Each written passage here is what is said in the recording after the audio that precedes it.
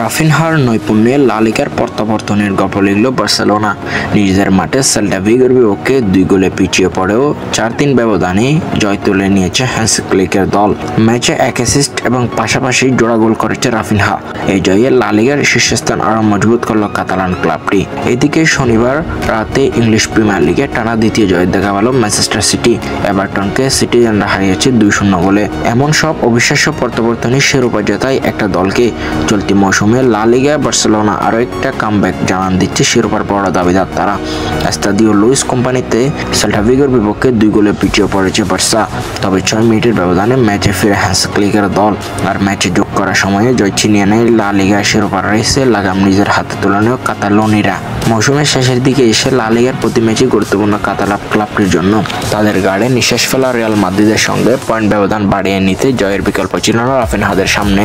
অথচ এই ম্যাচেই দলের অন্যতম তারকাকে বিশ্রাম দিয়ে একাদশ সাজান হ্যান্স ফ্লিক। ঘরের মাঠে শুরুতে অবশ্য বার্সা হতাশ করেনি সমর্থকদের। ম্যাচে 12 মিনিটে ইনাগো মার্টিনেসের অ্যাসিস্টে স্বাগতিকদের লিড এনে দেন ফেরান তোরেস।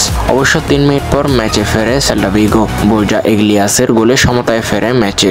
এরপর বারবার সুযোগ এলেও প্রথমার্ধে এগিয়ে যেতে পারেনি কোনো দলই। সমতায় শেষ হয় প্রথমার্ধের খেলা। দ্বিতীয়ার্ধেও যেন কে হারায় হ্যান্স ফ্লিকের দল। 52 মিনিটে আবারও দৃশ্য পড়ে বোর্জা ইগলিয়াস। তারা সাধারণ ফিনিশে ব্যবধান বাড়ায় সফরকারীরা। এর ঠিকই 10 মিনিট পরে হ্যাট্রিকের দেখা পান ইগলিয়াস।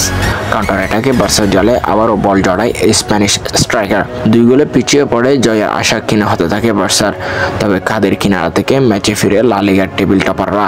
59 মিনিটে 2 পরিবর্তন আনেন হ্যান্স ফ্লিক। মাঠে নেমে বার্সাকে ম্যাচে ফেরান বদলি নামা দানি ওলমো। এর ঠিক 6 মিনিট পরেই লামিন ইয়ামালের ক্রস থেকে বার্সাকে সমতায় ফেরান রাফিনহা। আর ম্যাচের যোগ করার সময়ে পেনাল্টি থেকে গোল করে স্বাগতিকদের জয় নিশ্চিত করে এই ব্রাজিলিয়ান ফরওয়ার্ড। এই ম্যাচে পুরো 3 পয়েন্ট পাওয়ায় রিয়াল মাদ্রিদের চেয়ে 7 পয়েন্ট এগিয়ে যায় হ্যান্স ফ্লিকের দল। 32 ম্যাচে তাদের পয়েন্ট দাঁড়ালো 73। অন্যদিকে ইংলিশ প্রিমিয়ার লিগে টানা দ্বিতীয় জয়ের দেখা পেল ম্যানচেস্টার সিটি। যদিও গডিসন পার্কে 84 মিনিট পর্যন্ত গোলের দেখা পায়নি কোনো দলই। ম্যাচের শেষ মুহূর্তে ডেডলক ভাঙেন নিকো উলেলি। ম্যাথিয়াস নুনেসের পাস থেকে বল জালে জড়ান ইংলিশ লেফট ব্যাক। যোগ করার সময়ে ব্যবধান বাড়ান মাতিও কোবাসিস। তার গোলেই পূর্ণ 3 পয়েন্ট নিয়ে মাঠ ছাড়েন পেপ গার্দিওলার দল। এই জয়ে ইপিএল এর পয়েন্ট টেবিলে 4-এ উঠে এলো সিটিজেনরা।